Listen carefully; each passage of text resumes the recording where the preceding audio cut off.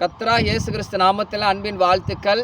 பாருங்க, இதுக்கு பெயர் என்ன தெரியுங்களா? நீங்களாம் பார்த்துருப்பீங்க கிராமங்களில். இதுக்கு பெயர் பெரண்டை. பெரண்டை இல்லைங்களா? நல்லா செரிமானாவும், நல்லா பசியை தூண்டும். இன்றைக்கெல்லாம் பார்த்தீங்கன்னா விலைவாசி கூடி போச்சு. பெரண்டையெல்லாம் 20 ரூபா, 50 ரூபா, 100 ரூபா அப்படி இறக்கி போயிடுச்சு. அதனால் பெரண்டையை ரொம்ப முக்கியப்படுத்துங்க. நிறைய உடம்புக்கு மாதத்தில் ஒரு தடவை நான் சாப்பிடுங்க. இப்போ நம்ம வேதத்தை பார்ப்போம்.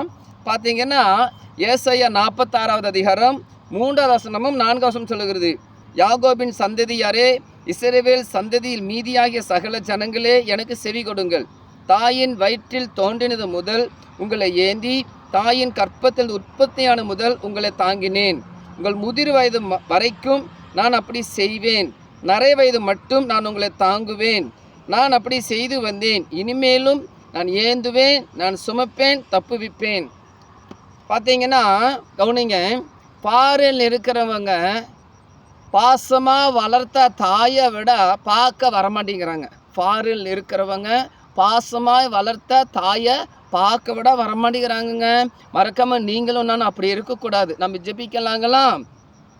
கர்த்தாவே, இதை கேட்குற பார்க்குற ஒவ்வொரு குடும்பங்களுக்காக நன்றி செலுத்துகிற ஐயா.